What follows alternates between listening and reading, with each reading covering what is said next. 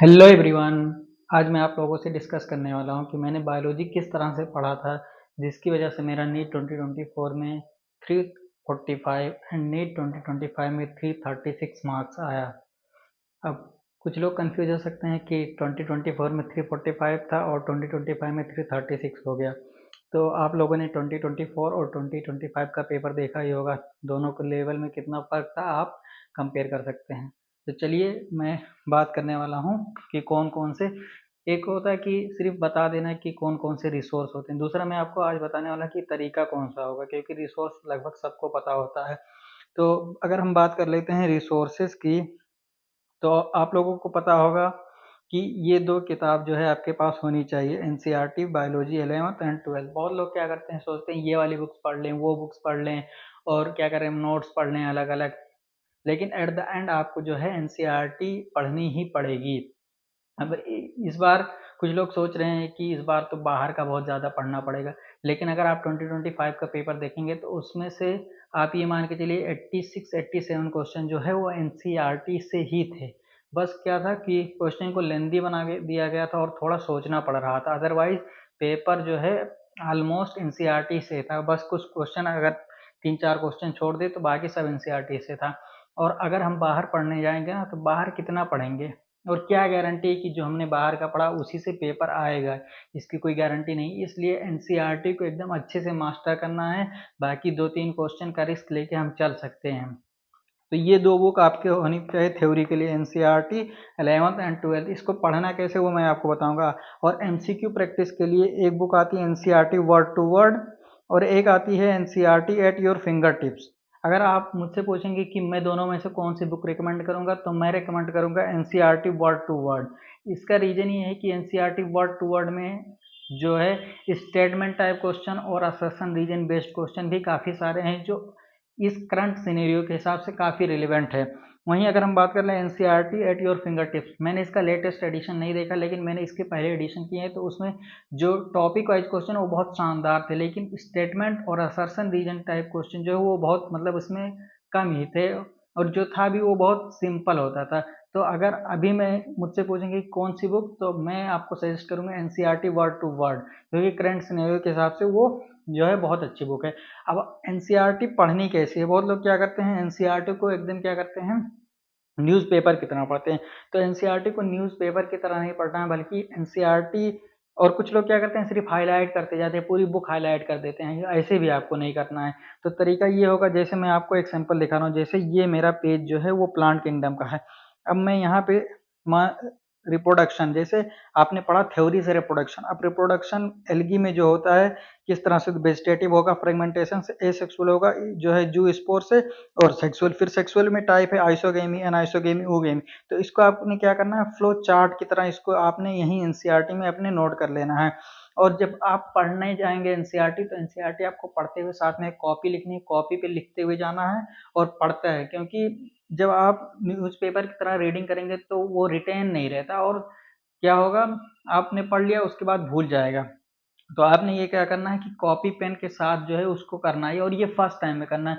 Second time में revision का जो होगा वो मेथड अलग होगा। फर्स्ट टाइम में ये करना है, आपने वहां से जो टेक्स्ट है उसको निकाल लेना है, और अपने एनसीईआरटी में फ्लो चार्ट की तरह इस तरह से जो है आप उसको लिख लेंगे। अगर इस तरह से लिखेंगे तो वापस रिवीजन में आपको आसानी होगी। जैसे अब एल्गी के डिफरेंट फॉर्म दिए हैं एनसीईआरटी के टेक्स्ट में, तो आप यहाँ क्या करेंगे, जैसे यूनिसेलर के बारे में दिया, क्लेमाइडोमोनास और क्लोरेला है, कोलोनियल जो है वालोऑक्स है, तो इसको अलग से आप जो है यहाँ पर लिख लेंगे। इस तरह से है। उसके बाद ये मैं आपको एक सर्कुलेटरी सिस्टम का दिखा रहा हूँ।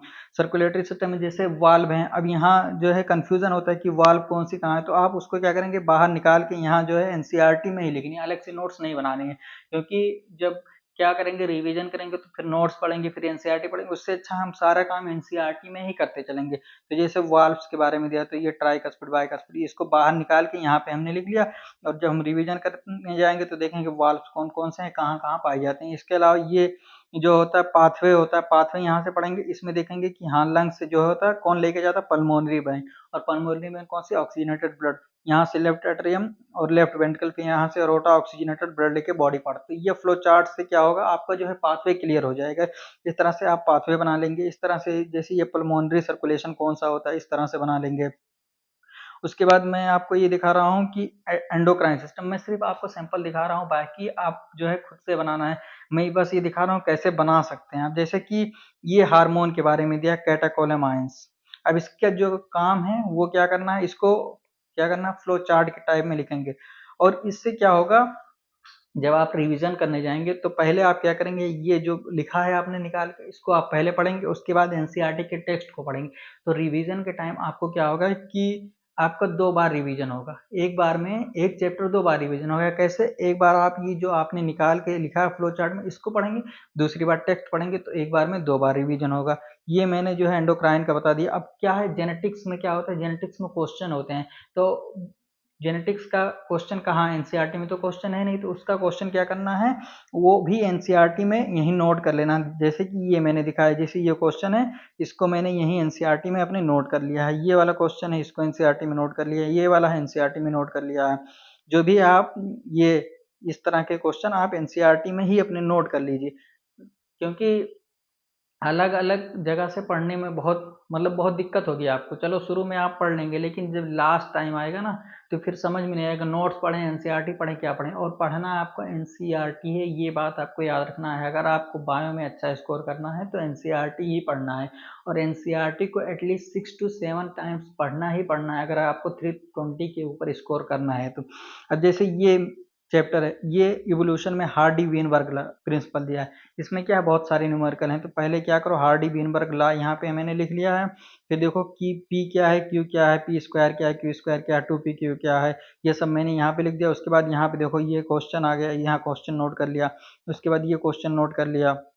उसके बाद कौन कौन से फैक्टर जो होते हैं वो अफेक्ट करते हैं, और क्या नाम है, पीक शिफ्ट होगा, ये डायरेक्शनल होगा कब, जब more population other than mean character. तो इस तरह से आपको क्या करना है, बना लेना है। ये जो है मैंने बस आपको सैंपल के तौर पे दिखाया कि आप कैसे बनाएंगे, क्योंकि बनाना आपको खुद से है। क्योंकि मार्केट में जो है AIR-1 का भी नोट्स आपको मिल जाएगा, लेकिन वो आपको फ़ायदा नहीं देगा। बिक रहे हैं हर जगह, कोटा में बहुत सारे मार्केट्स में जो है AIR-1 का नोट्स मिल रहा है, लेकिन उससे आपको कोई फ़ायदा होने वाला नहीं। आपको अपना नोट्स खुद ही बनाना है। तो इस तरह से आप एनसीईआरटी को पढ़ते जाएंगे। अब ये तो होगी फर्स्ट टाइम की बात। जब सेकंड टाइम रिवीजन करने जाएंगे तो कैसे करना है, सेकंड टाइम जब रिवीजन करने जाना है तो आपको पहले थ्योरी नहीं पढ़नी। आप क्या करेंगे, बुक उठाएंगे और क्वेश्चन करेंगे। क्वेश्चन करने का तरीका क्या होगा, क्वेश्चन करने का तरीका ये होगा कि आप नंबरिंग करेंगे। मान लीजिए आपको 100 क्वेश्चन करने हैं, तो आप एक पेपर लेंगे, वहाँ पे नंबरिंग करेंगे 1 2, और 100 क्वेश्चन करना है तो यहाँ से लेके 100 तक आपने नंबरिंग कर दी। और जब 100 तक नंबरिंग कर दी, फिर आप जो है क्वेश्चन पढ़ेंगे, क्वेश्चन देखेंगे, ऑप्शन आएगा, मान लीजिए पहले का ए, दूसरे का बी, तो आप इसमें लिखते जाएंगे 100 का डी। उसके बाद आप क्या करेंगे, जो आंसर है उससे मिलाएंगे, मान लीजिए पहला सही है, दूसरा सही है, आपका तीसरा गलत हो गया है। अब जब चेक कर लेंगे तो आप मिलाएंगे कि आपके कितने क्वेश्चन सही हुए, कितने गलत हुए, कितने छूटे। उसके बाद जो गलत हुए हैं वो कौन से टॉपिक से गलत हुए हैं, और जो छूटे हैं वो कौन से टॉपिक से छूटे हैं। तो जब आप रिवीजन करने जाएंगे तो आप प्रियोरिटी सेट करेंगे, जिस टॉपिक क्वेश्चन आपके ज़्यादा गलत या ज़्यादा छूटे हैं उसको आपने पहले रिवीजन करना है। बहुत सारे स्टूडेंट्स यही करते हैं कि क्या करते हैं, चैप्टर उठाते हैं और शुरू से रिवीजन करना चालू करते। ऐसे आपको रिवीजन बिल्कुल नहीं करना है, क्योंकि शुरू का पोर्शन जो होता है ज़्यादातर लोगों का स्ट्रांग होता है, क्योंकि नया नया होता है। अक्सर लोगों का जो बीच वाला पोर्शन होता है वो वीक होता है, लेकिन हो सकता है किसी का बीच वाला पोर्शन स्ट्रांग हो। तो जब आप क्वेश्चन कर लेंगे तो क्वेश्चन से आपको आइडिया मिल जाएगा कि कौन सा पोर्शन आपका वीक है। तो रिवीजन के टाइम वो वाला पोर्शन आप पहले उठाएंगे, चाहे वो पोर्शन बीच का पोर्शन हो, लास्ट का पोर्शन हो, पहले उसी पोर्शन को आप पहले पढ़ेंगे। उसके बाद प्रायोरिटी सेट करते हुए जाएंगे और वो पढ़ते जाएंगे। जिसमें आपके सारे क्वेश्चन सही हो गए उसको एकदम लास्ट में पढ़ना है। और आपने रिवीजन कब करना है, बहुत सारे लोगों का कंफ्यूजन होता है रिवीजन कब से शुरू करना है। रिवीजन अभी से आपको करते हुए जाना है। आपने कोई चैप्टर आज कंप्लीट किया, इसको विदिन 10 डेज आपको रिवीजन कर लेना है। और रिवीजन का यही मेथड होगा, पहले क्वेश्चन फिर जो है थ्योरी, और उसके बाद जब फर्स्ट रिवीजन हो जाएगा तो विदिन 14 डेज अगेन रिवीजन करना है, क्योंकि आपको कम से कम 6 से 7 बार एनसीईआरटी बायोलॉजी को पढ़ना ही पढ़ना है। और ये आप जो है प्रोसेस कंटिन्यू करेंगे 14 डेज। उसके बाद जब 3 बार हो गया, चौथी बार क्या करेंगे, आप 21 डेज के अंदर पढ़ लेंगे। फिर आप जो है विद इन मंथ एंड मतलब 40 डेज, ऐसे आप क्या करते हैं, रिवीजन करते जाएंगे। तो जब आपका जो टाइम आएगा मार्च अप्रैल, उस टाइम आपको लोड नहीं होगा, बर्डन नहीं होगा कि मेरा रिवीजन बाकी है, क्योंकि उस टाइम आप ऑलरेडी 5-6 रिवीजन कर चुके होंगे, आपके रिफ्लेक्स में आ चुका। तो उस टाइम आपने क्या करना होगा कि जो आपसे छोटी छोटी गलतियां हो रही होंगी, जो छोटी छोटी चीज़ें मिस हो रही होंगी, उसको आपको ठीक करना होगा। तो इस तरह से आप जो है बायोलॉजी में अच्छा स्कोर कर पाएंगे। तो आज की वीडियो में इतना ही रखते हैं। बाकी अगर आपको किसी और टॉपिक से रिलेटेड वीडियो चाहिए कि केमिस्ट्री में कौन से रिसोर्स यूज़ कर सकते हैं, फिजिक्स में कौन से रिसोर्स यूज़ कर सकते हैं, तो उसके लिए आप कमेंट बॉक्स में कमेंट कर दीजिए, मैं आपको उससे रिलेटेड वीडियो बना दूंगा। और अगर आपको शेड्यूल रिलेटेड भी, हालांकि शेड्यूल जो होता है वो सबका अलग अलग होता है, लेकिन फिर भी एक आइडिया अगर चाहिए होगा तो मैं वो अभी बना दूंगा। तो आज की वीडियो में इतना ही। Thank you very much.